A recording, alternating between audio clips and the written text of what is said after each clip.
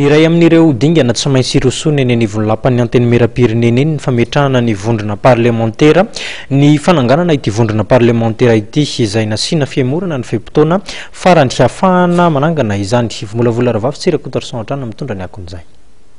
Raha tokony zoma 30 Mey ho avy izao no feim-potoana farany ananganana ny vondrona parlementaire eo anivon'ny anteny mera-pirenena dia nihemitra ny zoma enina jona ho avy izao izany. Efa maromaro kosa nefa ny vondrona parlementaire efa mitafajoro eo anivon'ity androm-panjakana ity.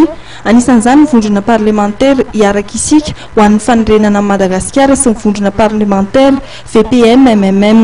Efa mipetraka ny vondrona VPM MMM parlementaire ary izay moa isan'ny mafeny misy satria 7 solombavam-bahoaka dia mafeny ny voalaza ndraiky dia maintérieur solombavam-bahoaka 10 no afaka manangana vondrona parlementaire anankiray dia efa tafapetraka itonivon'ny anteny mera-pirenena miaraka amin'ny fanambarana politique zany hoe déclaration politique ny VPM MMM. Député misy 10 ataon'ny anteny mera-pirenena.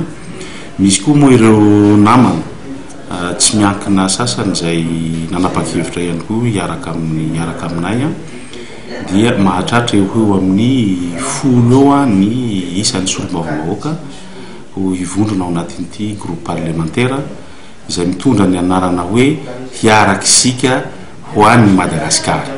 Zay zany ny vondrona parlementaire izay ataonay dia amin'ity faranty herinandro ity no apetraka amin'ny fomba ofisialy.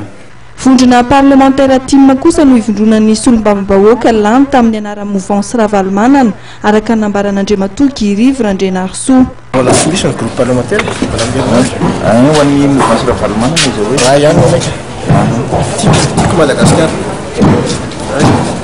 Mbola ao anatin'ny fampidiniana ny fametrahana ny vondrona parlementaire ny avy amin'ny GPS izay ahitana solombavam-bahoaka 520 ary ny mapara izay manana député 720 eo anivon'ny anteny mera-pirenena.